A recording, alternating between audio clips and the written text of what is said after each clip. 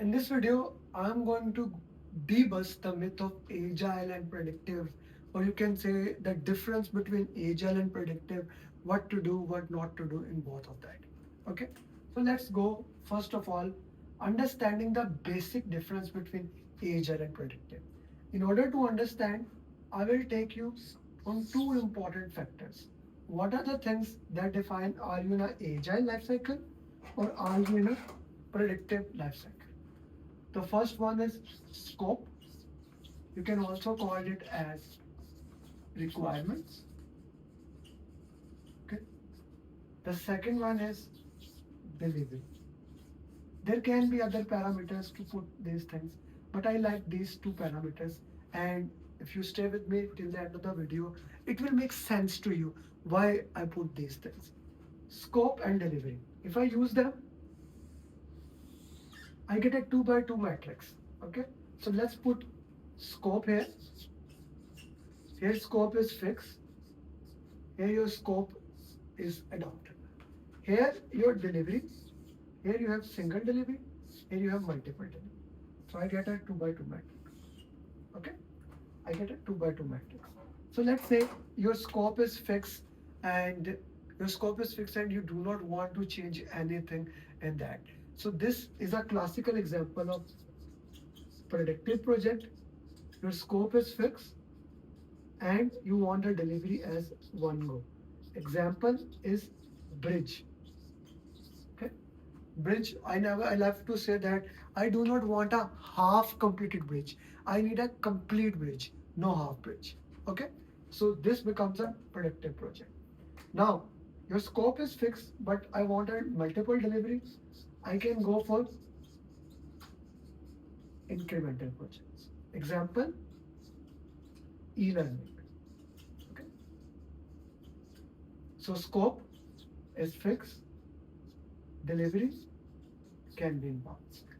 Next come your scope can be changed, adopt. Like we are accepting the changes in the scope in some way. But when I deliver to the customer, it has to be one go. So what example is that? So design prototype is a classical example of it. You show to the customer, you change something again, you show to the customer, you change something. Finally, when the design is delivered, it's one go. So this is iterative project lifecycle. Scope is variable, okay, but delivery is one go. Okay, example, uh, prototype, or I can put design. Now we come to the scope is changing and delivery is also changing. Okay, like you can have parts. So this is a classical example of agile. Okay, scope is variable. Okay, and delivery is also variable. Example, softwares. Okay, for example, I just bought this S25 today. Now I bought it as soon as I bought it and I started started turning it on, downloading the app. It immediately said to me, okay, these are the things that needs to be updated for you in this process. So when I got this new mobile phone, I got it today. So when I got this phone, there was a already software, but now they also updated it to the next one. So you continuously get the updates. You did not ask for it, was not agreed, but they are continuously updating it, and it's in parts, parts, parts. So that's an example of agile. Okay, this is example of agile. First, biggest difference between predictive and agile is that in agile everything can change. In predictive, nothing likes to be changed. Okay, so for easiness for PMP, all these three can be called as agile or change driven or adaptive. Predictive can be called as plan driven, uh, traditional, waterfall, agile, change driven, adaptive. Okay, now every single project in the world is a combination of agile and predictive. Okay, some portion is agile, some portion is predictive. We call them as a hybrid project. Okay, in the PMP exam, if you are unable to tell it's a predictive question or it's an agile question, consider it as a hybrid question. So how you will be able to tell that it's the how I can tell you, right? So when the question actually said you are working in an agile environment, it's an agile question. When the question said you are working in a predictive environment, you are working in a compliance requirement, it's a predictive project. You are working as a scrum master, it's a agile project. Okay? Now, what is the biggest difference when it comes to, apart from the difference that we just discussed? How changes are handled. The biggest difference is how changes are handled in both of them. In Agile, whenever a change comes, anywhere in the project, a change directly goes to product owner. He is the voice of customer. He will take the change. He will put that change request, or not change request. He will put that change that you want to change something in product backlog, and he will reprioritize the product backlogs according to new change as high value, high risk. You see, the basic concept behind Agile is that we want to deliver customer incrementally, giving the minimum viable product, giving something immediately, they can work with it, they can play with it and change it accordingly. Okay? We are giving it to the customer and changing it continuously. Agile accept change. That's the most important thing. And so Agile accept change. Whenever the change comes, it goes to product owner.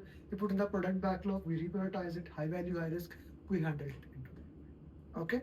Is that cool to you? Put in the backlogs. Next is how changes are handled in predictive. Good thing, if you haven't enrolled for our program, guys, my class is going to start in few weeks. I'm going to make sure that you become certified PMP. So if you are ready, contact me at 848-338-0545, or the link will be in the comments. You can reach me out and enroll in the program, and we'll make sure you become PMP. Now back to this. When the change come in predictive, all the changes must put in the change log. You put the change in the change log. This change log goes to project manager. He will does the impact analysis. How this is impacting scope, schedule, cost, quality, procurement, risk, customer satisfaction, etc. etc. He will do the entire impact analysis and then he will send it to change control board. All the changes that are going to impact the deliverables must go to the change control board. The change control board can approve or reject. If they reject the change, it goes to it. If they reject the change, we will communicate the change according to communication management plan. If they accept the change, yes, you update change log. You update change log. You communicate and rebalance the project. Rebalance the project.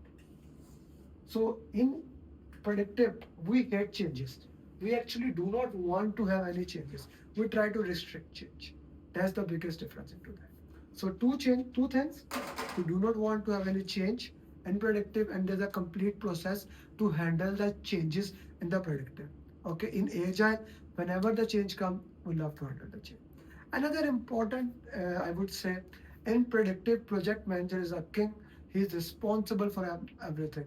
The team members are his subordinates. Under him, he is the person who is saying, do this, do that, do this, do that.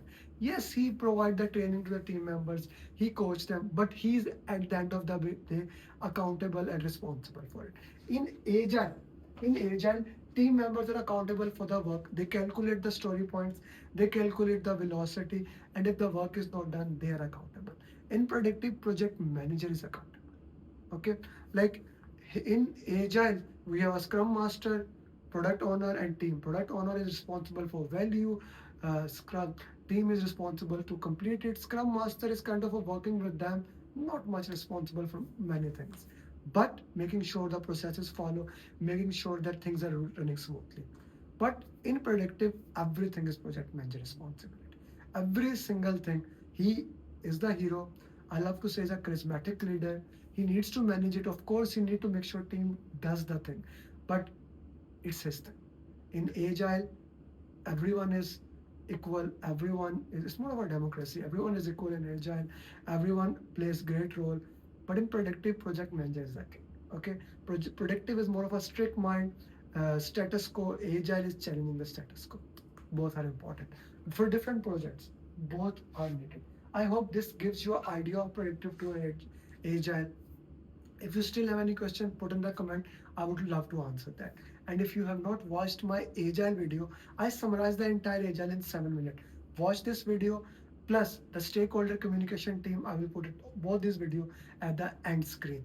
And if you haven't subscribed, please do subscribe that. And if you want to take the training, the link is with you. Bye bye.